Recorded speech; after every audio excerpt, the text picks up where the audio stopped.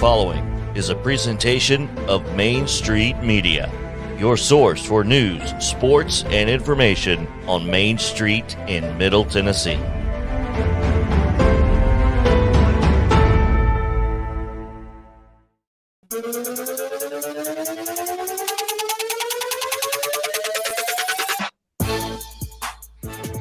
Welcome into Main Street Sports Today, presented by Mid-Tennessee Bone and Joint. I'm Chris Yao, joined as always by Mo Patton, and it is Wild and Wacky Wednesday. And we'll get to the weirdest and wildest news from across the world and Florida. Exactly, a little bit later in the show. But boy, we've got a jam-packed show ahead for you. Looking forward to this one as we get our mostly weekly visit with Heather Williams of WCYB-TV out of the Tri-Cities, and some interesting NASCAR / off NASCAR news. I don't know. We'll get into it. It's really interesting. Got a lot going on, but she was also in town recently for the NASCAR awards. And so if we can drum up some embarrassing photos of her, we may show those as well. But looking forward to her conversation. Also, Rick Bozich of WDRB-TV up in Louisville will join us, as we thought we were going to be talking about who the Cardinals were targeting, but we'll be talking about who they're hiring. It appears as though they have hit said target. So we'll talk about that and what dominoes may fall around that area with Purdue being nearby, and what other dominoes may this bring, as Louisville has reportedly agreed to terms with Jeff Brom. So, which is not a surprise. That's probably the least surprising hire of this cycle, if I had to guess. But is it? Because he turned him down once, right? He did, but okay. And you just played for the Big Ten championship, but yeah, let's yeah, I mean, we can save that conversation for Rick. Yeah. That's So it's an interesting thought, but all of that and much more. Mike VRABEL talked about John Robinson today at his press conference and what his role will be going forward. I thought he had some interesting comments there. Wanted to get into that a little bit and just more about the Titans as well. Also, just some random stuff going on around the world of college football today that we'll get into. A couple of opt-outs, but also some pretty big power brokers. Mo met from the Power Five today, and mainly the topic of conversation was the 12-team playoff and how that might look. And there was some insight delivered in that meeting. So, which was interesting that media members were allowed in a meeting like that, but glad they were. The process seems to be transparent, and I like it. Hopefully they'll take some feedback from the general public, and we'll get a really good 12-team playoff in the near future. So transparency is a new concept around a lot of this, especially college football in general, right? Mm-hmm. But yeah, so all of that coming your way here on Main Street Sports Today, presented by Mid-Tennessee Bone and Joint. Looking forward to all of it. We dive in because we have yesterday's results available as well as today's schedule, all of that. is coming your way right here on the rundown. This is the rundown. Girls basketball action from Tuesday night. Blackman defeated Franklin County 65-25. It was Brentwood defeating Lebanon 46-40. Cheatham County with a 54-19 win over Stewart County. Ezel Harding defeated Clarksville Academy 67-45. It was Dixon County 90, Clarksville Northeast 18. Coffee County with a 52-12 win over Riverdale. Columbia defeated Marshall County 50-29. It was Columbia Academy downing University School of Nashville 57-22. Cornersville 72, Hampshire 19, Donaldson Christian Academy 38, Good Pasture 33. Eagleville with a 47-29 win over Culleoka. Ensworth defeated Kenwood 74-28. Nolansville knocked off Fairview 56-41. Father Ryan doubled up Wilson Central 59-29. Nashville Christian with a 60-28 win. A little get back for the Lady Eagles over the Lady Commanders of Friendship Christian there. Gallatin with a 50-45 win over Green Hill, and Harpeth defeats Liberty Creek 56-50. I have no idea where you're at, but we're going to start with Hendersonville, Clarksville. There we go. Okay. I didn't see your highlight there. So Hendersonville 48-44 over Clarksville. Creekwood 50-38 over Hickman County. Lawrence County 84-33 over Giles County. McEwen down Santa Fe 63-25. It was Mount Juliet 49, Independence 46. Mount Pleasant 42-24 winners over Zion Christian. Zion finished that one with 3 players. Murfreesboro Central Magnet 62-40 winners over Maplewood. It was Page 70, Franklin 50, Portland a 36-33 winner over Springfield. Providence Christian down to Battleground Academy 62-34, while Rockville took care of Beach 54-30. It was Smyrna 57, John Overton 26, Joe Burns 63-12 winners over STEM Academy. Warren County over Stewart's Creek 54-50, and Summertown down Spring Hill 66-34. Summit got the best of Centennial 55-28, while Community down to Sycamore 49-39. It was Webb School 62, Middle Tennessee Christian 51, Westmoreland 54, Macon County 30, and Greenbrier down to White House Heritage 50-35. In boys basketball action, Blackman defeated Franklin County 53-38. It was Lebanon 65, Brentwood 35. Cheatham County defeated Stewart County 64-48. Clarksville Academy defeated Ezel Harding 76-53. It was Clarksville Northeast 81, Dixon County 69. Clarksville Northwest defeated Republic 69-57. Marshall County with a 74-67 win over Columbia Central. Columbia Academy defeated University School of Nashville 64-57. Good Pasture 66, Donaldson Christian 31. Eagleville 78, Culleoka 24. East Nashville with an 86-36 win over Stratford. Ensworth defeated Kenwood 76-32. It was Fairview 70, Nolansville 62. Wilson Central with the 38-35 win over Father Ryan. Franklin Grace Christian defeated Franklin Road Academy 62-50. Nashville Christian with a 66-61 win over Friendship Christian. There you go. There you go. 2 basketball games equal 1 state championship football game. I don't think so. Anyway, Gallatin with a 53-48 win over Green Hill. Hendersonville defeats Clarksville 70-28. Creekwood 59, Hickman County 42. Hunters Lane with the 56-54 win over White House. Laverne downs Oakland 55-40. Lawrence County doubles up Giles County 80-40. Not a happy homecoming for a certain Bobcat coach. Trousdale County 52, Merrill Hyde 44. Independence with a 59-43 win at Mount Juliet, and Davidson Academy 72, Mount Juliet Christian 35. It was Murfreesboro Central Magnet 77, Maplewood 71, Franklin edged Page 60-56 in that old school rivalry. Portland 60, Springfield 52, Battleground Academy down Providence Christian 56-41, while Ravenwood took care of Lipscomb Academy just barely 68-67. It was Beach 67, Rockville 63. Smyrna edged John Overton 66-62, while Joe Burns took care of STEM Academy 79-45. Stewart's Creek, a 64-58 winner over Warren County, and Summertown got the best of Spring Hill 63-44. Centennial down Summit 59-29, while Sycamore down to Community 61-44. Webb School a 48-42 win over MTCS, while Macon County defeated Westmoreland 36-33, and Greenbrier down to White House Heritage 52-42. In women's college basketball action, it was Tennessee 69, Chattanooga 39, Belmont 77, Lipscomb 68. In men's action, the men's Bruins team took care of Trevecca 83-53, while Austin P down to Kentucky Christian 102-57. And Tennessee State apparently heard the Austin P score and tried to one-up them, and did.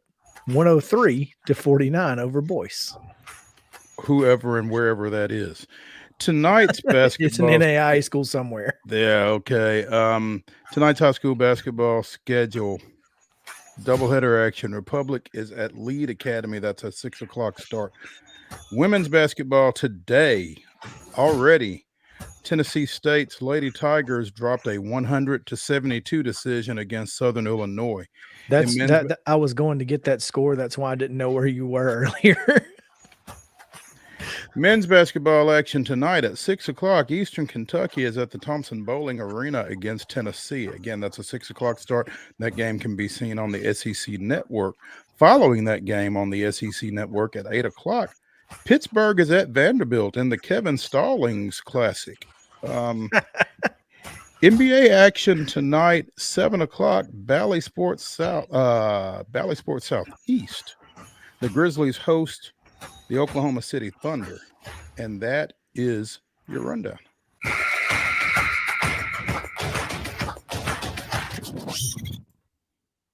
I still don't know the difference between Bally Sports South and Bally Sports Southeast, but I do know that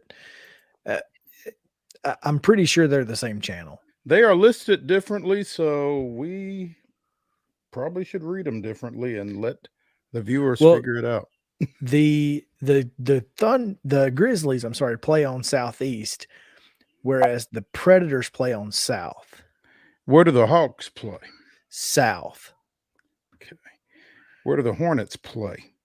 Probably Bally Sports Atlantic, I think. Not familiar with that one, but okay. I don't know.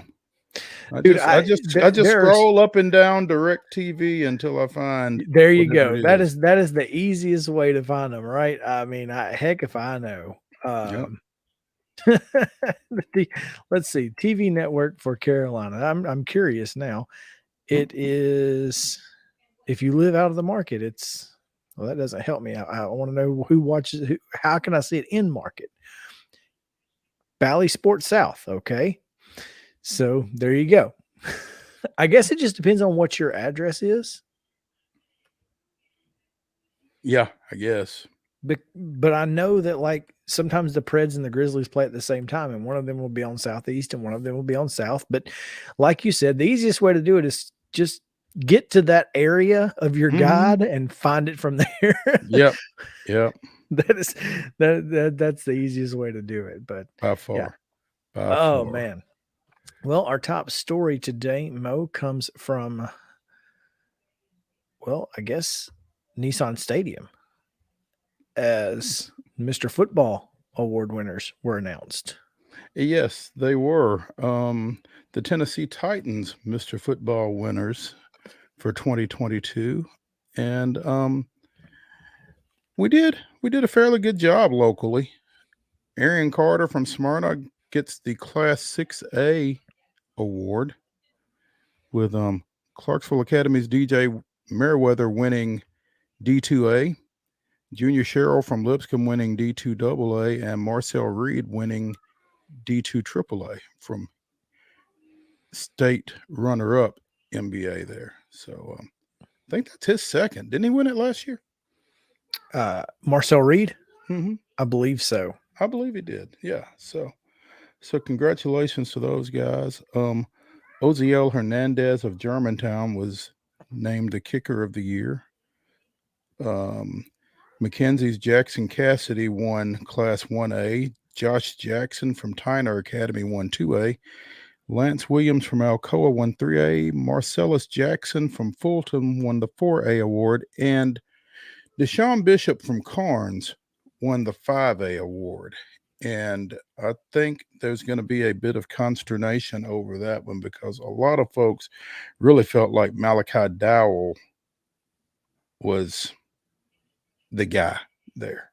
So I'm going to tell you this was Deshaun Bishop's Lifetime Achievement Award. For what he did last year. Did he not win it last year? He did not win it last year. Well, that's unfortunate.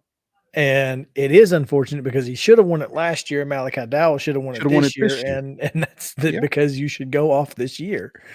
But that is my personal thought. Well, I would not disagree with you. And I remember us having this conversation last year that Deshaun Bishop should have won it last year, or prior to. I did not remember again. Who won 5A last year? Should know that. I don't. No, he did win it in 5A last year. Okay, well then I don't know what the answer. I don't know. Yeah, I don't know why because I thought Malachi Dowell had the far superior year this time around. But senior Deshaun Bishop has 8,200 as of Halloween, 8,254 yards rushing and 100 rushing touchdowns in his career. Which put him ahead of Marco Daly, who you may remember from Mount Pleasant. Name's familiar. From the mid-2000s. Speaking of Mount Pleasant, we could certainly mention that. Got some news out of there yesterday. Freshman. Right? He's a freshman. Goodness gracious. Linebacker, running back Jaden McClure, and trust me, it's not for his running back skills. Though he is a formidable running back. He is a formidable running back, but trust me when I tell you, this news is not based on his offensive talents. No. Mount Pleasant freshman Jaden McClure has been offered a scholarship as part of the 2026 signing class by the University of Tennessee. His first offer. It's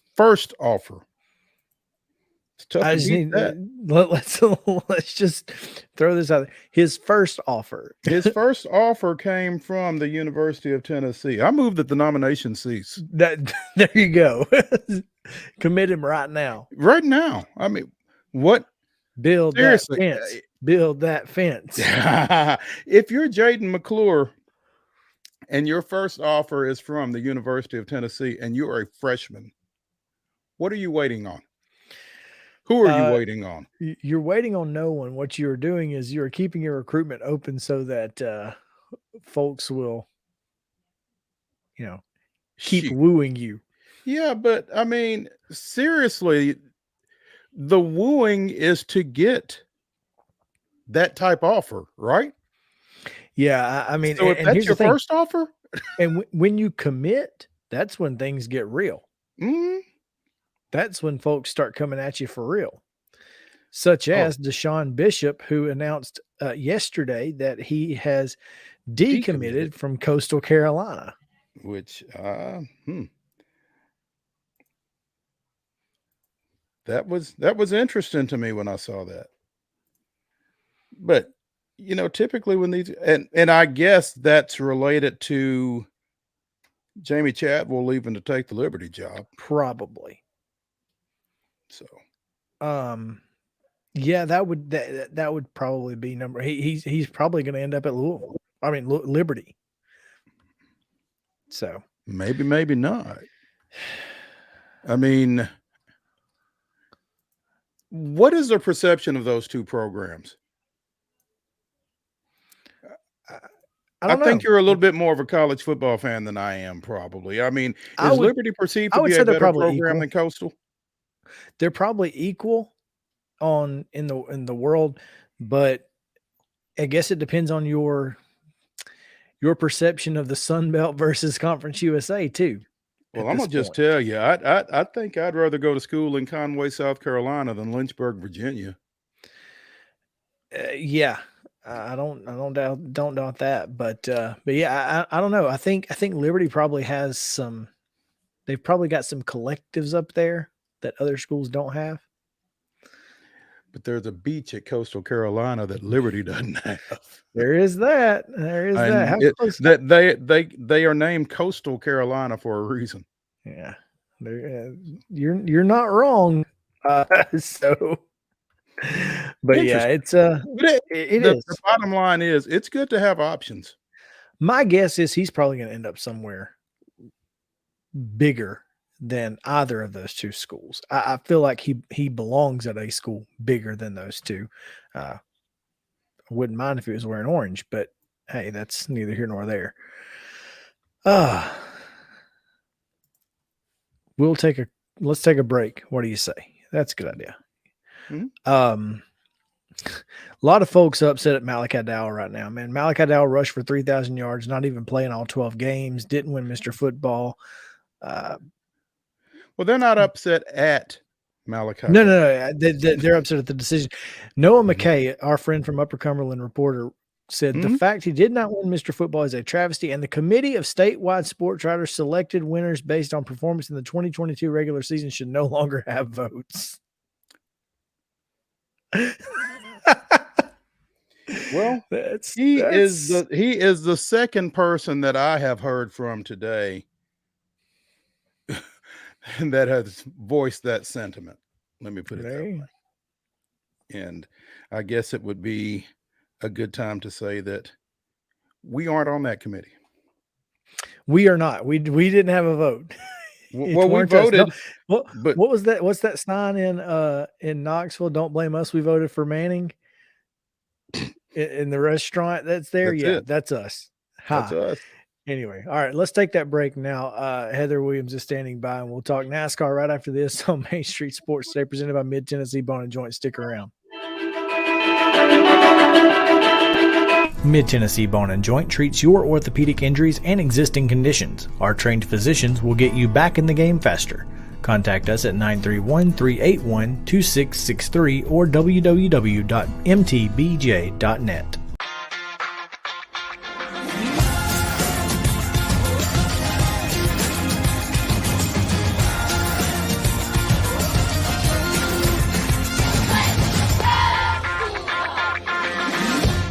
Hey folks, while we take a quick break from the show, I want to tell you about our friends over at Custom Stone Handlers in downtown Columbia.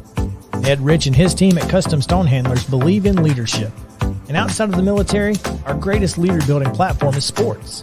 Custom Stone Handlers proudly encourages young people to get in the game.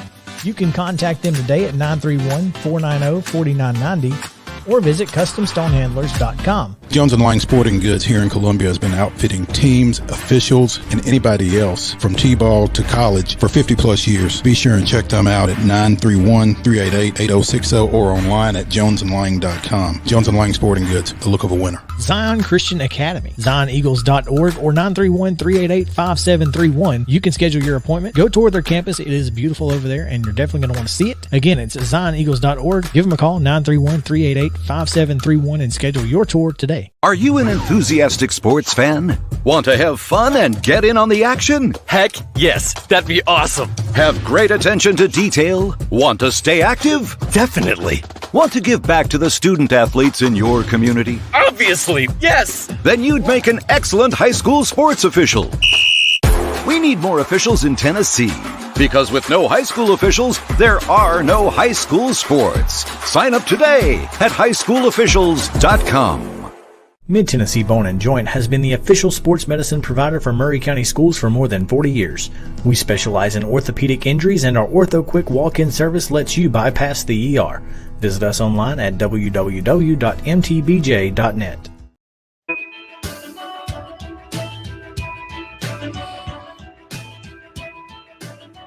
Welcome back in Main Street Sports today, presented by Mid-Tennessee Bone and Joint. We go now to our mostly weekly NASCAR segment with Heather Williams, who joins us. I assume she's in the Tri-Cities today, Heather. Yeah, I am back in the You're back. Where it is rainy and gross and a lot of crazy breaking news going on. Talk Not to in us. the sports world.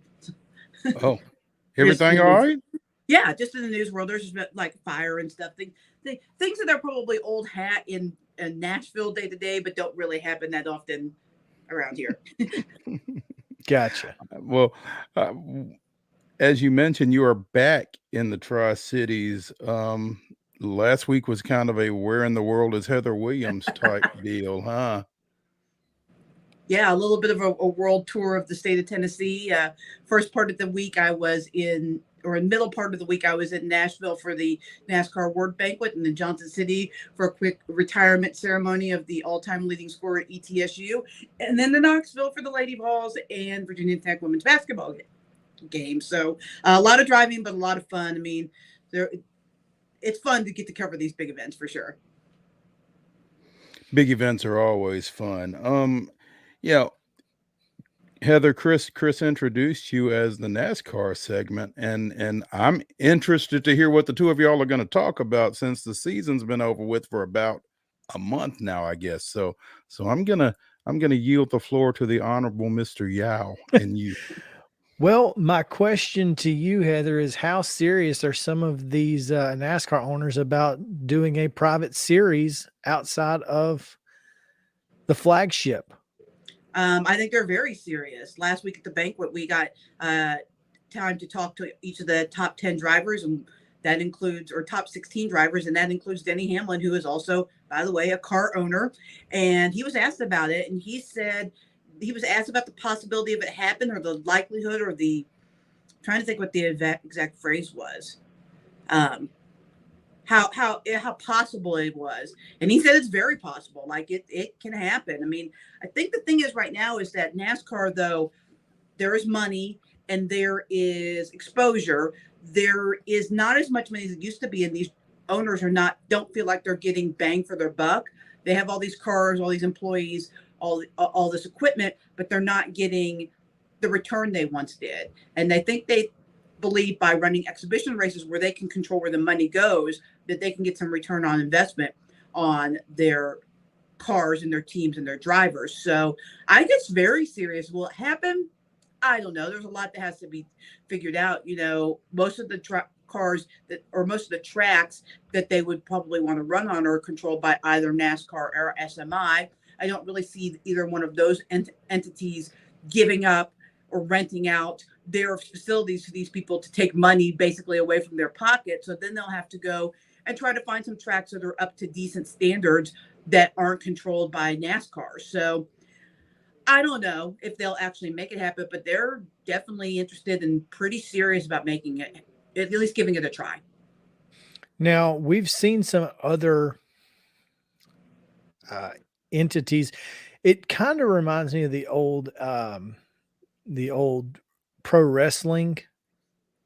You know, how you had Memphis and Georgia championship wrestling, and you just had all these little, it kind of reminds me of that. And then NASCAR is the big WWE or whatever.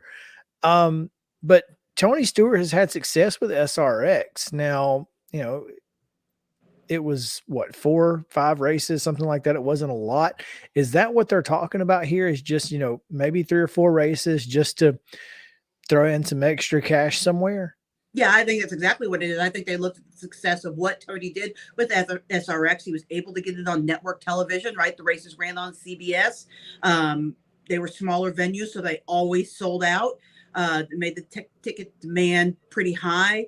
And they were in primetime on Saturday night, most of them. So I think I think they looked at what Tony did and said, we want that too. And so we'll see. I mean, I don't know that these Cup Series drivers and teams will be satisfied going to Slinger Speedway or, North Rockingham or some of these tracks that are bigger short tracks, but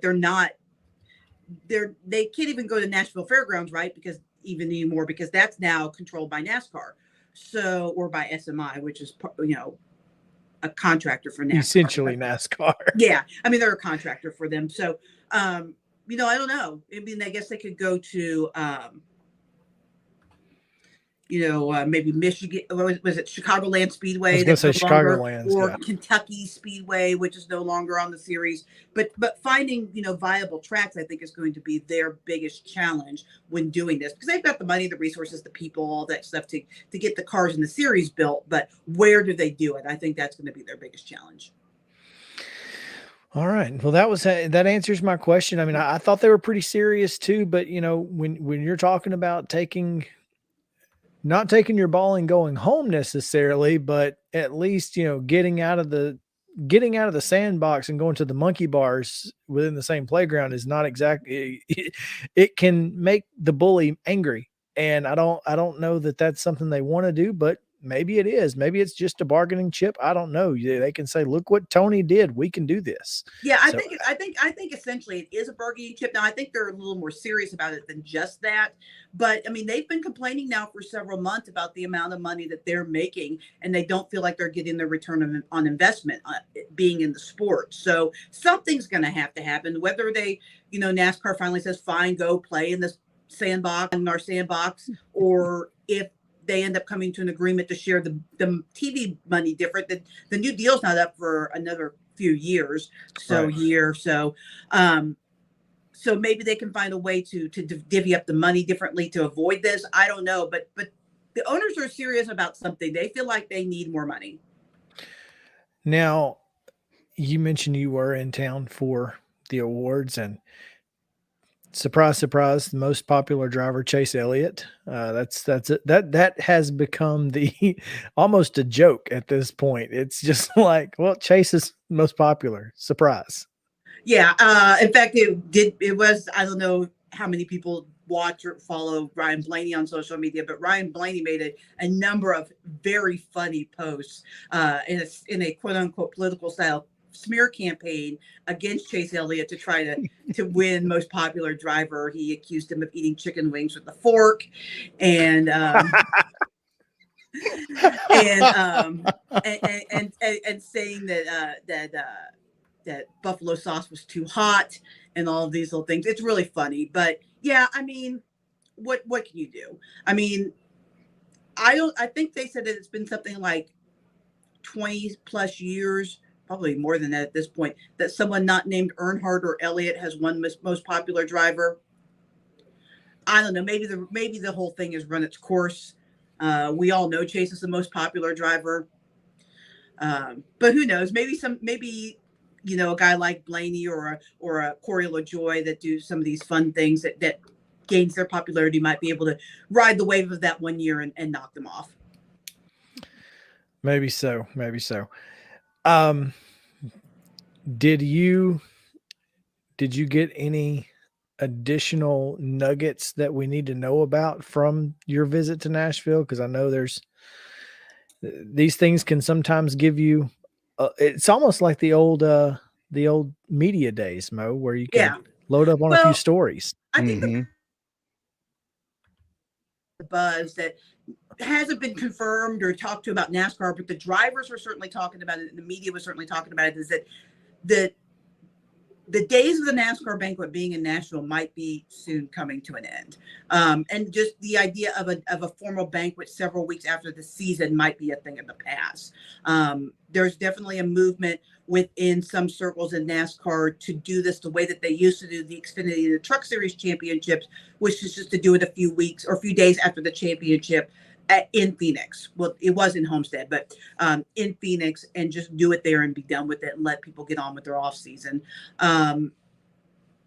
You may have noticed there was less going on in Nashville surrounding the event. There was no burnout on Broadway. There was no big fan engagement. And it just, this is my statement. This is not anything I've heard, but it just kind of appears like maybe the two sides have kind of worn out their usefulness to each other, as it were. Especially with Nashville now having a date on the schedule, and possibly two dates, depending on what happens with the final arrangements with the Fairgrounds Speedway. So something like the NASCAR banquet isn't necessarily needed in Nashville because they have visibility in NASCAR with those dates. So I don't know. They announce these banquets on the year-to-year basis now, and I haven't seen anything about next year. probably be several months before it's announced, but I wouldn't be surprised if they just do it in Phoenix a day or two after the championship next year and kind of move in that direction with the NASCAR bank, which is a shame. It really is a great event. It can a fun be. event. Yeah. Yeah, at its prime, the first year in 19, that was amazing. Everything they did surrounding that was amazing. And the fans seem to enjoy it. I mean, even last year, after a year hiatus, the turnout for Burnouts on Broadway was incredible. Like, there were people everywhere. I mean, there's always people everywhere in Broadway, but legitimate NASCAR fans, like, paying attention and, like, taking it in and you know, mixing with the drivers and getting autographs and that kind of stuff. So it'd be a shame if that came to an end, even if it's not in Nashville, that's not somewhere for the fan involvement. But that's one of the biggest headlines. The other thing that was really being talked about a lot is the progress of the safety of the next gen car. Most of the drivers that I talk to seem like they're pretty comfortable with the direction that NASCAR is going in making the safety adjustments to avoid you know, the injuries like we had to Kurt Busch and to Alex Bowman. I talked to Alex about it, and Alex feels really comfortable with the way that the change in the design of the car is going. And he told me, you know, it's a brand new car. It's going to be evolving. Even if it was the old car, we need to continue to evolve safety wise. So everybody seems pretty happy with that direction as far as safety goes going into next season. Heather Williams, WCYB-TV, talking a little NASCAR.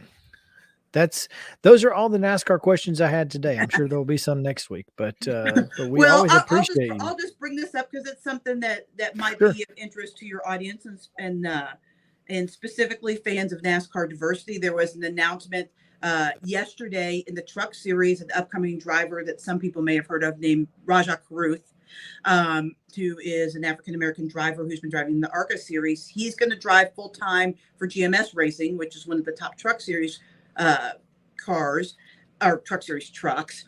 And he's going to be sponsored by the Wendell Scott Foundation, which I found was pretty interesting that foundation is getting into sponsorship. I think that that's great for the sport. Just, you know, it's nice to have Bubba, but it's also nice in the top series to have someone other than Bubba. It shouldn't just be Bubba and Daniel Suarez and Eric Almirola, Kyle Larson. There should be lots of different ethnicities and females and multiple. And so it's good to see Rajah kind of moving up through the ranks, especially since he's a pretty popular driver. A lot of people really like Rajah, and he's very talented. I mean, I've heard that the folks in the Chevy camp are just over the moon with him. They think he could be a star. So it was a pretty important announcement, I think, as far as the continued development of diversity in the garage area. Yeah, he's been kind of getting it done quietly, like you said, down in the less profile ranks, I guess, maybe, Heather. But is this the first sponsorship for the Wendell Scott Foundation? Yes. Now, Wendell Scott was on Bubba's truck a few years ago when he went into the NASCAR Hall of Fame. It was a Wendell Scott sponsored car, but they do that on some series for all the Hall of Famers, usually right on somebody's car or truck. But this is the first time that they'll be sponsoring on a multiple race basis any kind of vehicle in any sort of racing series. 20-year-old Rajah Caruth. Yeah, he's young. One and he R, hasn't by really the way. Yes. One Not to R, be no relation. Not to be confused with any other Caruths Yeah. from North Carolina. Yes. No. Yes. And I think he's actually from the DC area, from Virginia. So yeah, he lives in North Carolina now, but I think originally that's where he's from. And yeah, he hasn't even really been racing like cars for very long. He got to start on iRacing, and I think he got it started at like 13, 14 years old. So that's pretty late for, you know, by driver standards when you got Brexton Bush and some of the drivers' kids at like 5 years old out there racing each other in midget cars. So he's a talent for sure, and definitely someone to keep your eye on. Now, is this a step toward Cup Series? Yeah. I mean, what's next from here for him? Yeah. I mean, I think most people consider the Truck Series to be maybe like AA baseball. And so you would do a year or two in the Truck Series and then move up to the Xfinity Series, which would be like AAA baseball, and then on to the Cup Series, you know, which is the big leagues. And, you know, just like everything else, some people stay in AA for a long time for most of their career, and some people stay in AAA, and some people go back and forth. Like Cole Custer raced the Cup Series the last few years. He's going back down to the Xfinity Series because he hasn't had the kind of success. Maybe work some things out, try to work his way back up. Ryan Preece did the same thing. He was in Cup Series. It didn't work out. And he went back to the Truck Series and Xfinity Series. He ran part-time in both those series the last few years. He's back up the Cup this year. So, yeah, I mean, I for those who aren't that into NASCAR, I kind of equate it to baseball, and with the Truck Series being like AA baseball. Junior at Winston-Salem State University. Yeah, he's a smart kid. He's a super smart kid, and balances a lot on his plate. A lot of those younger drivers will still be in school. A lot of them do remote learning, but a lot of them will be in school while they're driving. William Byron went to Liberty University while he was driving in the Truck and Xfinity Series. So it's pretty fascinating. Yeah, looking forward to this. Yeah, he's a good kid too. I mean, he's a kid that has his head on straight, and he's good friends with Bubba, and he's good friends with the Scott family. So he kind of already has an idea of some of the things that are going to be coming towards him. I mean, unfortunately, they all go through it. Jesse Owuji, who drives and owns an Xfinity Series car, has gone through a lot of the same things. Some of the unfortunate parts of the sport that Bubba goes through. So he's going in with open eyes, and he wants this, and I think he's got the right temperament to do it. There you go. That is good news. That's fantastic. I'm looking forward to seeing what he can do, because obviously, like you said, this sport certainly needs more diversity, and it's getting there. Yeah. And the more we can get these talented drivers into NASCAR series faster, the better, because Kyle Larson proved that you don't have to be, 30 to 35 years old and pay your dues through, running these old school tracks all the time to get there. So, well, and one of the things that's been great about the evolution of iRacing, in my opinion, is that it opens up, especially like if you look at a kid like Raja, William Byron's family has means, but people with maybe not the means to go out and purchase a stock car, because that's very expensive.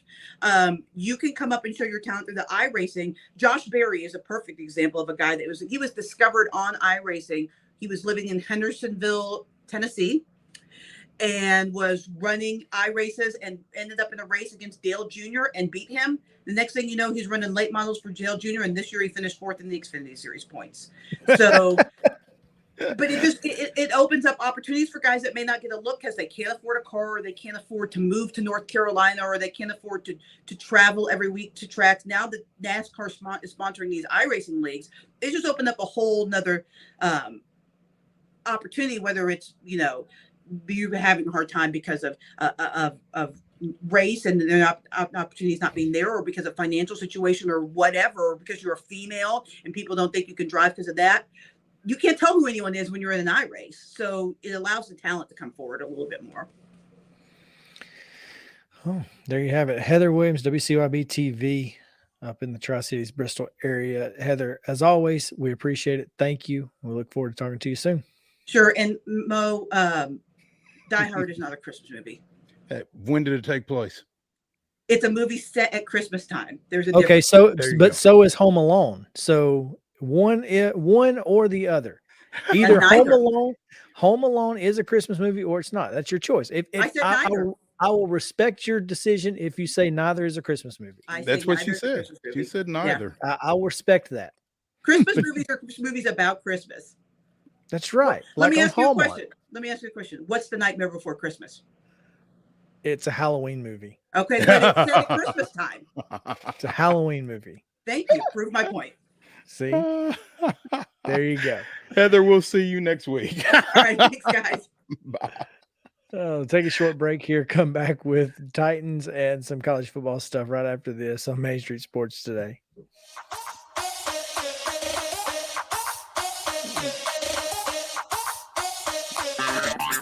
This is Chris Yao with Main Street Sports Today. Every show, Mo Patton and I welcome friends from all across the sports landscape, from high school coaches and reporters to national, college, and pro sports personalities. You never know who might stop by for a chat. AP Tennessee sports editor, three-time Tennessee Sports Writer of the Year 2020 TSWA Hall of Famer. She covers the Titans, the Predators, the Grizzlies, college football, and hoops. Please make welcome Teresa Walker. Former University of Tennessee, former Team USA Olympian, ex-Cy Young Award winner, R.A. Dickey. R.A., did I miss anything? Man, that was sweet. Yeah, I need to listen to that before I go to bed every night. That was nice. Has 5 sports Emmys. That's not bad for the other guy in Wham, Ryan McGee. The other guy in Wham married the best looking girl, Bananarama, so the other guy in Wham had a pretty good life. From preps to pros, we're taking on the sports topics you care about. Tune in across Main Street Media social platforms at 2 p.m. or on demand on your podcast distribution platform of choice.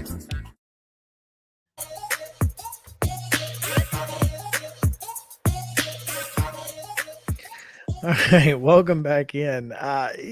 Just scrolling through Twitter as I am wont to do, I come across I don't know, did anybody read the Andrew Luck article that came out recently about why he left? I think it was on ESPN, but I'm not sure. Because I was like, why I didn't read it because I'm like, I don't care. Like, why are we still talking about this? Basically, it's Colts media whining that they suck and it's all Andrew Luck's fault. But this excerpt here, Nicole witnessed it all. His longtime girlfriend, who sometimes felt reduced to a silo in a siloed life. They had met at Stanford after Luck got her number by pretending to have lost his cell phone and asking her to call it. I like it. My man. I like it. That is well done. I like it. That's pretty top shelf. That is well done, Andrew Luck. I don't hate that. I mean, he's a quarterback, always thinking, right? That's right. You sometimes you got to go to the next level. Oh man. But Mike Vrabel and the Tennessee Titans had a press conference today, and the overwhelming theme was the departure of John Robinson, to which Jeffrey Simmons said, nah. Jeffrey Simmons said, I don't want to be rude, but I don't want to talk about that. So. Well, and I guess Teron Davenport of ESPN got something with Big Jeff at his locker at some point where he did address the situation a little bit. But I mean, one of the things that he said was, we got to figure out a way to beat the Jacksonville Jaguars. And, that probably needs to be where everybody's focus in that room is right now, coming off of back-to-back losses now. I watched several of the videos that Teresa Walker posted on her Twitter at Teresa M. Walker. And, when you look at what Mike Vrabel said over the course of the interview, he really didn't say a whole lot of anything other than, our relationship, his and J-Rob's relationship was fine, professionally and personally. So a lot of folks kind of out there saying Vrabel helped make this happen or whatever. I don't know that that's necessarily not true, but I also don't know that it is true. I don't know. I just don't see Mike Vrabel being the type guy that's going to walk into Amy Adams Strunk's office and say, this town ain't big enough for the two of us. I just don't perceive that to be who he is, especially the first week of December when there's still 5 games to be played. I just don't see him being that guy. The one thing I could see him saying is if Amy came to him and said, Mike, what's the problem? And he said, I can't win with these guys. Now I could see that. I could see her coming to him and him saying that. But even at that, I still don't see him saying, J-Rob got me a bunch of trash guys. Right. We're lucky we're 7-5. You know, I don't see that being his response, even under those conditions. I would agree. I just thought that was interesting. But you know, my takeaway from the press conference today was that, you know, Mike Vrabel is the guy who, and we've said this a number of times, is able to make chicken salad more than any other coach in the league. And so, you know, whatever's got to be done to make him, you know, to get him at least serviceable athletes, he's gonna be a part of it. Or, you know, when Teresa asked him if he was qualified to make those decisions, he said, "I'm just qualified to, you know, put him on the field." So I don't think he wants to be too involved in the GM decisions. So you don't think he necessarily wants anything to do with purchasing the groceries? The grocery shopping? No, I don't think he does. I think he is much more of a just let me coach football. You send me the guys and I'll let Braves cook, huh? Yeah, just let me cook and be done. So I don't know. I'm interested to see how this plays out over the next 2 months. Was it you that I was having the conversation with, or was it on this show? I don't remember who it was, but we brought up the question of why would you, or the question came up, why would you make a move with your GM right now? And yes, the answer was college scouting. Yeah, college scouting. And, you know, again, buying the groceries, I guess. Because if you don't want your current GM involved with those evaluations, both of guys currently in the league and guys coming into the league, then you probably need to go ahead and make that move. So, yeah, I've talked a lot about Titans to a lot of different people. Sorry about that. But, no, you're right. That's fine. What do you make of Amy Adams Strunk buying several hundred acres of land in Williamson County? Was that a joke? Maybe that's an alternative to the stadium situation. I don't know. It was my understanding, though, that the land was purchased with the intent to not do anything with it, more to preserve it in the state that it's in. Is that gotcha? Okay, 333 acres in Williamson County for $18.45 million. How many acres again was it? 333. 333 acres. I can't even grasp what that is. It's a lot. No, I couldn't tell you. It's something. I don't know what to make of it, but yeah, that was my first thought too. Was okay, we're building the stadium in Williamson County. Let's go. Yeah, let's go. Hey, wouldn't be the first time. That'd make a lot of folks in East Nashville happy, wouldn't it? Good. Get this out of here. We're gonna take our ball and go home about 20 miles south. Mm-hmm. Do we know where? No, in Williamson County. There can't be 333 acres just out there in very many places. It's got to be not in very accessible places anyway, because if you off can get 840, to it. Oh, good Lord. That's the perfect place for a stadium. You got an interstate right there. Good to go. I'm for it. Let's do it. Well, it would certainly open up things for the portion of the fan base in North Alabama, huh? Wouldn't it? Yeah, we'd have an NFL team now. So, yeah. Anyway, speaking of college scouting, one person that NFL scouts will not be taking a final look at in a bowl game is Kentucky quarterback Will Levis, and that's I think this is a plus move by his camp. Yeah, the fewer times they can see me, the less exposure, the better off he is at this point. I mean, anybody that thinks he's a first rounder right now, you get to continue to think that because you don't get to see him again. That's right. That's the fewer times he has to prove you wrong. Solid move on his part. Yes. Yes, But I'm not also that playing offensive anymore. line is so bad that, he probably would get hurt. Well, And folks looking at the Ole Miss situation last year, mm, I yeah. but that's not the good part. The good part is that listed as the or on the It's the depth chart or. is Destin Wade. There we go.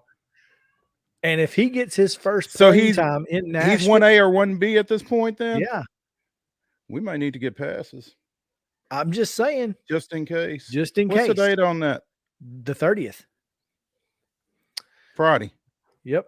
So we may need to make that happen. The game is probably during our show. We're not doing a show. Not if Destin Wade is potentially playing his first football game in oh, you're right. We're not doing one anyway. We're not doing a show We anyway. weren't planning on doing one anyway. So there you go. Yeah. We need to be at Nissan Stadium because Destin Wade could make his first appearance in a Kentucky uniform in Nashville. How crazy would that be? That would be pretty awesome. Wow. So, anyway, thought that was important, but we got about 5 minutes here, and it's less time than I really wanted to. So maybe we push the future of college football to tomorrow. I think it can wait. There are, yeah, it's good. We got a couple years, but those folks that did meet, I thought it was, I thought it was pretty cool that the fact that so many really power brokers in the college football world felt it necessary to start talking about this now, and taking time to do it. Mm-hmm. But I think the biggest takeaway for me was that they're talking about quarterfinals at home sites. Well, and I think that's what we had talked about. And I think when we talked to Bill Hancock back in July, I think that's kind of what he had talked about. So what do you do with the New Year's Six at that point then? That's the problem with it. Can you not incorporate those into the... No, because the next is the semifinals. You're talking first round games at home, quarterfinals, New Year's 6-4, semifinals, New Year's 6-2, championship, just like it is now. Right. That's not what they're talking about. They're talking about the quarterfinals being at home sites. Okay. Which is now the quarterfinals, yes, not the first round. Not the first round, the quarterfinals. Well, that doesn't make any sense. That's what I said. It doesn't make any sense. I'm very confused. That's why I was like, no. So the first round would be at home. Maybe they misspoke. No, that they are. They were intentional in saying quarterfinals at home. So what? So the first round and the quarterfinals? Correct. Because 5-12, 6-11, 7-10, 8-9, that's your first round. Mm-hmm. And then your quarterfinals. So you're going to have 2 rounds at home. Well, those games would all be on the road for all of those teams because you would go to the top 4 seeds. So whoever won the first round would go on the road the next week to one of the top 4 seeds. But the problem is the New Year's Six. Mm-hmm. The problem is the bowl system. Well, maybe they're saying it's time to blow up the bowl system. Then I don't know, and it's I don't know. That's why I thought that was the biggest takeaway. I think I would love to have Matt Brown to talk about it at some point in the near future, because I think, the information that he got today and tweeted out is incredibly valuable. And I would be shocked to see that happen for 2 reasons. One, you're talking about in the middle of commencements. You're talking about hotel rooms being, at a premium because family members are coming in for graduations. It'd be tough. Yeah, and that's a lot of traveling. in a compressed period of time. So, anyway, we'll take a break. Rick Bozich of WDRB-TV is set to join us on the other side of it. We'll talk a little Louisville college football coaching hire, I guess, and we'll also talk about the dominoes that surround the coaching carousel that this one pushes over. So stick around. Main Street Sports Today is presented by Mid-Tennessee Bone and Joint. We'll be back after this.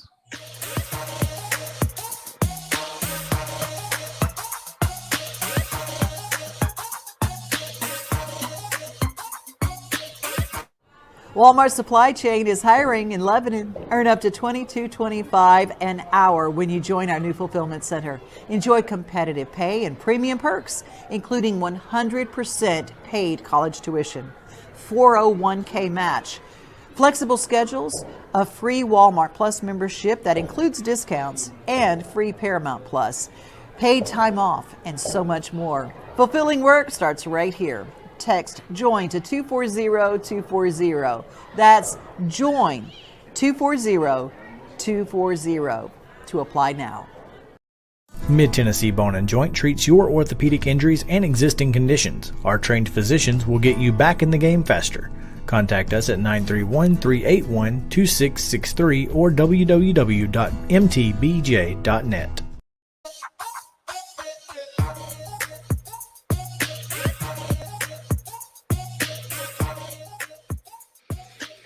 Welcome back in Main Street Sports Today, presented by Mid-Tennessee Bone and Joint. Chris Yao and Mo Patton here on this dreary and rainy in Middle Tennessee as it is in East Tennessee Wednesday. It's not very appealing outside. No. I mean, the weather outside is not frightful, but, it's not delightful either. So No, it is not. Taking a look at the college football coaching carousel, Mo, Arkansas defensive coordinator and former Missouri coach Barry Odom heading to Vegas. A lot of folks were there were some rumors out there that Ed Orgeron was linked to that job potentially. And boy, could you imagine Coach O in Vegas? Certainly sounds entertaining. It would be. Luckily, we don't have to deal with that, and neither will Coach O. I don't think it would have turned out real well. I called it disastrous had it happened. But hey, I think Barry Odom is. And look, UNLV's got money, man. Well, sure. They've got big time donors out there. So congrats to Barry Odom. At Tulsa, Philip Montgomery is out. Ohio State offensive coordinator Kevin Wilson is in. Okay. Wilson getting his second run at a head coaching gig after a 6-year stint with Ohio State. He was sub 500 at Indiana from 11 to 16. That's where I recognize the name from. I knew the name. I just couldn't place it. So he was there before the guy that's there now, Tom Allen. Yes. We all know about Luke Fickell out at Cincinnati, Scott Satterfield in. That's why we have with us Rick Bozich of WDRB-TV. He'll join us now and talk about Satterfield's departure and the incoming Jeff Brom. Rick, thanks for joining us, man. Thanks for having me. It's been quite a few days around this place, man. It's never a dull moment. Well, I tell you what, though, Rick, as coaching searches go, I mean, you couldn't ask for a better one. I mean, no, boom. I mean, you've been involved with these that go 2-3 weeks or longer. I mean, it was efficient. And as a beat writer or someone covering a coaching search, you got to appreciate that. Yeah, there were no planes to track. There were no clandestine hotel meetings that we knew of. It was Monday afternoon, 2:00 press conference when the athletic director spelled out what he was trying to do. And here we are less than about 2 days later, and we already know who the coach is. And it's the one that I'd say the vast majority of Louisville fans wanted in Jeff Brom. it's also the one that the vast majority of Louisville fans wanted 4 years ago. What Right. changed? What changed was he was only 2 years into his commitment at Purdue back then, and Jeff's sort of an old-fashioned guy that I think that giving somebody your word means something to him. And I think from what I've been told, the first time around, the financial package wasn't what it needed to be, and this time it was. Although I'm convinced that Purdue would have paid him more money than Louisville can offer as a Big Ten school with the Big Ten network money. They have more resources, but he'd been there now 6 years. He won the Big Ten West, and he felt like he left Purdue football in a good spot, and now it was time to come home. His school needed him. Louisville football has not. Mama called. Yeah. And, when you look at his history, his dad played at Louisville. Both of his brothers also played at Louisville. His wife's from Louisville. His mother was a star athlete here. His sister was a star athlete here. I'm writing a column now, which I'll post shortly, but Jeff Brom believed in the vision for Louisville football before that was a really reasonable thing to do. He turned down Lou Holtz at Notre Dame to play for Louisville. So he's always had the belief in Louisville football. That's high praise. that kind of shocked me a little bit. I almost was speechless there. That's impressive. And Jeff has always been kind of an out of the box kind of guy. I mean, you can go back to his stint in alternative football, notwithstanding. How shocked were you guys in Louisville to see Scott Satterfield make the trip across the river? Was that surprising? Yeah, that was surprising. I guess we didn't take it seriously enough what happened in the last game. Let me give you a little bit of history, though. I mean, when Satterfield came in, first of all, he wasn't Jeff Brom, but I thought he overcame he overcame that in his first year. He was voted ACC Coach of the Year. The Cards went 8-5 with the team that had gone 2-10 the year before under Bobby Petrino. So that got fans on his side.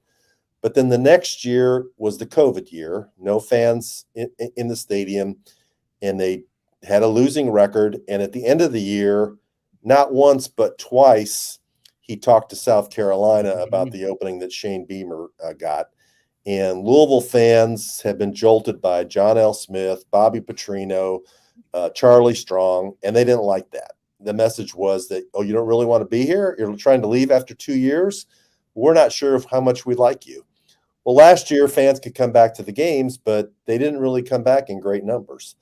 And they had I think it was 7-6 season last year. Now, this year, they started out 2-3 and lost to Boston College. People were grumbling. They turned it around, won 5 of 6, but they lost to Kentucky again, fourth straight time, third time under Satterfield. And although the score was closer, you never really thought that Louisville was a threat to win the game. And that, again, started the griping about Scott Satterfield. And the way I understand it, Satterfield, with 2 years left on his deal, went to the AD and pretty much asked for a little bit of an extension and some more money and was told that isn't happening. And at that point, he obviously decided to look elsewhere, and Cincinnati took him, which to me, the biggest surprise is why Cincinnati decided to hire Scott Satterfield. I'm not sure he excites their fan base. Yeah, I mean, for a program that's done what Cincinnati has done here over the last little bit, what they've got in front of them, getting ready to go to the Big 12, that kind of thing. You're right, Rick. That's not a hire that you would think necessarily moves the needle for that fan base. Yeah, I mean, they loved Luke Fickell because Luke Fickell was an Ohio guy, former Ohio State guy, and he recruited heavily in Cincinnati. Scott Satterfield, I really like him. He's a nice person. He was great to deal with, but he's a North Carolina guy. And I'm not sure how he'll resonate with Cincinnati high school coaches. And as you met, I mean, let's remember a year ago at this time, they were getting ready to play Alabama in the playoffs. That's a pretty high bar. So if he thought it was tough to be measured against Jeff Brom, it's not going to be much easier to be measured against Luke Fickell. Yeah. Rick Bozich, WDRB-TV in Louisville, joining us here on Main Street Sports Today, presented by Mid-Tennessee Bone and Joint. Rick, I I mean, has it been announced? Is Jeff a done deal now? Yeah, it's a done deal. I'm just not sure if it's going to be publicly, if he's going to be introduced Thursday or Friday. The one of the issues is, first, they have to give 24 hours notice for an athletic association board meeting. But secondly, the Louisville volleyball team is ranked second in the country, and they're hosting a regional here in town. And I think that there's a little bit of reluctance to have overshadow that. It's a really good team. They made it to the Final Four last year, and they deserve their moment of appreciation. In fact, they're playing their match tomorrow, Thursday, downtown in the basketball arena, a 20,000 seat arena, and they're going to have a huge crowd there. So I understand the athletic department wanting to keep the spotlight on them for as long as they can. So they're going to play at the KFC Yum Center, huh? Yes, they are. I don't know if they're going to put the curtains down in the upper arena and have a 10,000, seat facility, which is what they probably will do. But yeah, they're playing downtown, which makes they had the NCAA finals were there like 6 or 7 years ago. It's a great facility, and Nebraska is one of the teams here. Excuse me. So it'll be a happening. The program here has been very successful the last 3 or 4 years, and I think they feel like they have another team that can go back to the Final Four. Well, while it may not be of utmost importance to you, where do you feel like Purdue goes from here? That's a great question. There really isn't a name out there, that really excites people. I would think only thing I've been told is they'll go for somebody with head coaching experience. It's very rare in the Big Ten, that you hire somebody as an assistant who is an assistant coach. But you look, the divisions are going away, but in the division they were in, Nebraska just went out and got Matt Rule, and Wisconsin just went out and got Luke Fickell. So, and Illinois is on the way up with Brett Bielema. So you got to get somebody with some juice to get it done, because Jeff Brom is the only Purdue coach to win the Big Ten West. And he's the first Purdue coach, I think, in 24 years to have back-to-back seasons where they won over 60% of their games. So I don't know. It's a terrible time for Purdue because, as you know, there's only 2 more recruiting weekends left. And now with the portal and all that stuff, you got to get somebody in there because your roster can sort of disintegrate in days. Literal hours and days. Absolutely. Yes. That is the world we live in right now in college football. But also, the good part is that they say that 41% of players who enter the portal won't have a home. So at least you got some players to pick up if necessary. When you guys are looking at the ACC as a whole, is this a league that Jeff Brom can take Louisville to that next level?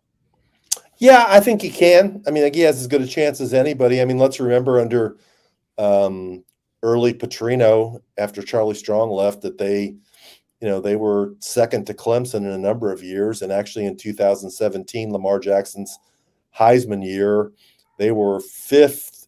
They got as high as 5th in the playoff poll at one point before they went down to Houston and lost, and their season kind of fell apart. So, yeah, I think they can. It's not going to be easy because Clemson is good, and Florida State seems to have gotten itself together. But other than that, I don't think there's anybody. They're not scared away by NC State or Wake Forest or Syracuse or Pitt or, even Miami at this point, Georgia Tech. So, and what Brom can do is his team – the last 5 years at Purdue finished first or second in the league in passing offense. He will get a quarterback in here, and they will throw the ball, and it'll be an exciting brand of football. And you guys know when he was at Western Kentucky, he put those dudes, and he put Brandon Doughty and Mike White in the NFL, and they weren't high-name recruits. And the quarterback he's had at Purdue is Aiden O'Connell, who's a former walk-on. If he ever gets a top-level quarterback recruit, I think they'll be hard to deal with because he knows how to coach offense. And also, Rick, he knows from his time at Louisville, he's got those ties in the Kentucky high school ranks. They're playing some pretty good ball up there at the high school level. That's a great point, Mo. And one thing I think people criticize Satterfield for is that Mark Stoops in Kentucky really has dominated in-state recruiting over the last 2 or 3 years. Jeff Brom played in Louisville at Trinity, and Trinity and St. X, the two large Catholic high schools here in the city, are the best year in and year out, the best programs in the state. And he'll make sure that the top Trinity and St. X players aren't going to Lexington, that their fair share will stay here and play at Louisville. There you go. Should be fun to watch for sure. Can't wait. Yeah. Rick, we really appreciate you taking some time to kind of talk through this, because obviously, the coaching carousel is getting nuts, and this is just the next domino to fall. So yes, sir. All right. We appreciate it. Have some fun on Whiskey Row for us, and all right. And we'll see you next time. Thanks for having me, guys. Thanks, Rick. Rick Bozich, WDRB-TV, talking about that Louisville hire of Jeff Brom. Where does Purdue go? Guess we'll find out. Other names. He brought up a great point, Chris. Does Purdue try to get something done before the signing date, or do they just appoint somebody interim and conduct a full-fledged search and hope for the best? I mean, it's an interesting dilemma that Purdue is in with this move. Yeah, Purdue kind of got the short end of the stick here. Other names of note: Alex Golesh, we talked about, is at South Florida, replacing Jeff Scott. I don't know, man. Who was it we were talking to that said South Florida's just not really? They've kind of peaked. It's John Bryce. Yeah. On Monday. Yeah. Which is unfortunate, because I really thought Jeff Scott had some positive momentum at one point down there, and then that felt like losing to Florida after leading the entire game just kind of spiraled that season. Well, and there are so many high-level competitive football programs in Florida, man, that if you aren't, you're either moving forward or going backward. There's no treading water there. And like you said, South Florida, you felt like they had it going, and then all of a sudden they didn't. And as Bryce was saying, Central Florida has really kind of eclipsed them at this point. So, it's a shark infested area down there. Literally, it feels like. So I think the coaching change that I am most intrigued by is one, because we'll have to deal with them, both you and I and our fandoms, but Florida Atlantic going with Tom Herman. That's interesting when you think about his background. I mean, he spent all that time at Ohio State. He was the head coach at the University of Texas. And Houston before that. Yeah, this is going to be different for him. It's a completely different world, man. So it'll certainly bear watching, how that works. But working in his favor is, it's Florida Atlantic. It's Boca, baby. And the level, both the quality and the quantity of talent that's just right outside his back door, basically. I mean, it shouldn't take much to get that thing moving in the right direction, which is of a concern to both of our talent bases, like our fan bases, like you said. Yeah. How about incarnate word coach GJ, and I can't. Is it Kenny? Mm-hmm. I was really hoping it was GJ Kane. Because that would be way better. I don't know, man. He played at Tulsa. I feel pretty sure it's not Kane, so I'm pretty sure it's Kenny. But this is the second year in a row that Incarnate Word has lost its head coach to a bigger program after their first year. So, yeah, last year's coach was in his first year. He leaves. This year's coach in his first year. Where did that dude go? You know what? I don't know the answer to that because I read it the other day. and didn't like do a whole lot of research into it, but let's see. They here. fired Spavital. Yes, Jake Spavital, former OC at well, Texas A&M? State did. Yeah. Oh, okay. Yeah. My bad. No. So, well, no, this is saying that Eric Morris was not okay. So this is saying Eric Morris was there for a few years. Okay. He's now the offensive coordinator at Washington State. So Incarnate Word fired Spavital, right? No, Texas State fired Spavital. They hired Incarnate Word's coach. Okay. All right. So Spavital, right now the Sun Belt is tough to win in. So you better figure it out. And I guess they really like this guy's connections in Texas. They liked his offense, which is averaging nearly 600 yards a game. So It's a lot to like. yeah. And I think that I know they're 11-1 overall. I think they're still playing. Yeah. They play Friday at Sacramento State. After beating Furman last week 41-38 in the FCS playoffs. So yeah. I wonder if he's still coaching. I don't know, but Texas State's AD is Don Coryell. Really? I don't think it's that Don Coryell, but yeah. I'm looking at an article on the Austin American Statement. Could be Don Corleone. Yeah. Making somebody an offer they can't refuse. They can't refuse, baby. Well, GJ Kinney couldn't refuse this one. Apparently.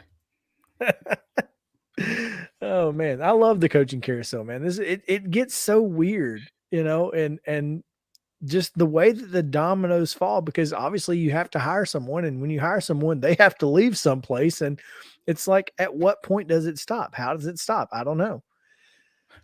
I mean, it always does, but I would love to go back and see, like, where did the carousel stop last year? Like, who was the last guy? I don't know. Turn off the lights. And I'll blow. Yes. Actually, yes. I will be gone. See, that doesn't look good. Got to keep the lights on here. Anyway, we've got to take our final break of the day. Wild and wacky news coming up right after this. Weird and wild and everything on Main Street Sports Today right after this. Mid-Tennessee Bone and Joint treats your orthopedic injuries and existing conditions. Our trained physicians will get you back in the game faster.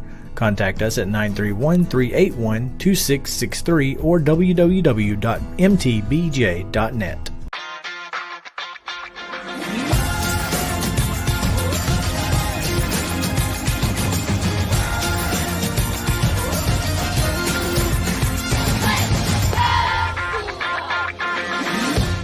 Hey folks, while we take a quick break from the show, I want to tell you about our friends over at Custom Stone Handlers in downtown Columbia.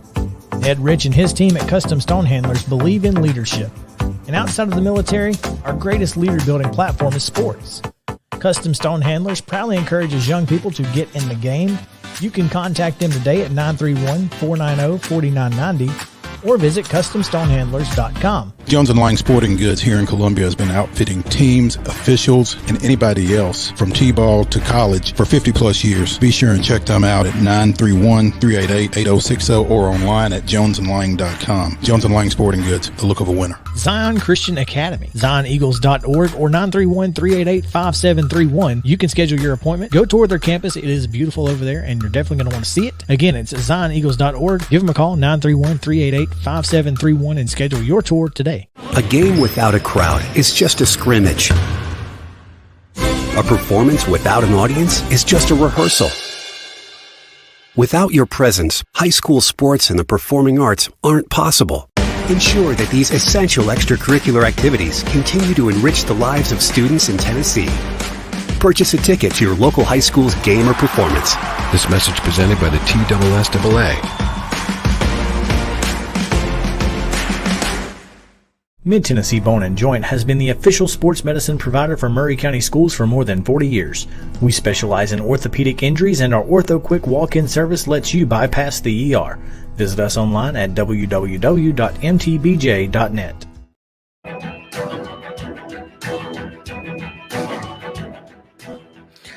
Welcome back in. It's time for the weirdest and wildest news from across the world. It is Wild and Wacky Wednesday here, and if you or your business would like to sponsor Wild and Wacky Wednesday, we'd love to have you here on the show. We just get in touch with us. You know how to reach us at ms_sports today, just about everywhere. And Mo, we start across the pond, in a pond,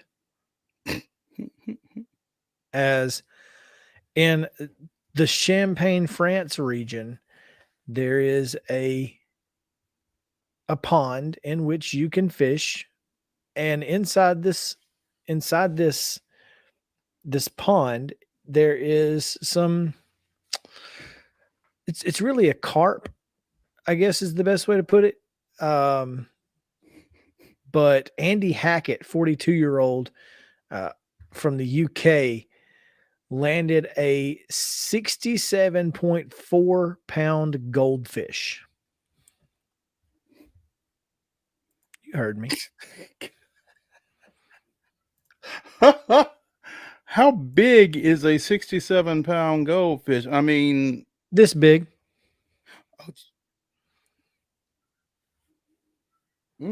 That is that not the wildest thing you've ever seen? That's pretty wild and wacky.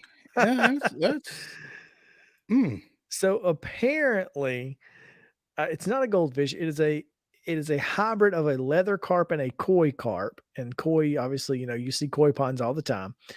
This particular specimen is 20 years old. It was introduced to the lake 15 years ago as something different for the anglers to catch. Blue Water Lake spokesperson Jason Cowler told USA Today. It was definitely that. Yeah. Since then, it has grown and grown, but it doesn't often come out. She is very elusive. They have nicknamed it the carrot. Okay. He said, "I knew it was a big fish when it took my bait and went off side to side and up and down with it. Then it came to the surface 30 or 40 yards out, and I saw that it was orange. It was brilliant to catch, but also sheer luck." He said he spent 25 minutes reeling it in. So was this a catch and release thing that he? Yeah. Cool. Good. It is 30 pounds heavier than what was previously considered to be the world's largest goldfish, which was caught by Minnesota resident Jason Fugit in 2019. He did pose for photos, but he released the critter back into the lake because he said, quote, "I don't have a bowl big enough." Okay, he didn't say that. I said that. I'm sorry. Yeah. Of course I did. Of course you did. He's going to need a bigger bowl. I think I need a bigger bowl. So, yeah, there's that to start your day. 67 pound. We talked we talked about the pumpkins recently, but yeah, the goldfish might outdo the pumpkins, man. Perhaps. That was nuts. I want to go kind of close to home here, and there was a man arrested recently, per Nashville Scoop, who, oh my goodness, Nashville, for what it's worth. Uh-oh, you all right? Sorry, yeah, I caught something out of the corner of my eye, and it was Bambi just running right by my door. It's like there's a deer there's like 3 deer right here, just right on the right there. They go. You can see. Yep, there they go. Yeah, wow, that's crazy. Speaking of wild and wacky, they got great timing, nuts, right? But so Scoop Nashville reporting that a man was clearly high on drugs, but walked into his hotel room lobby, began to move the furniture around and build a fort.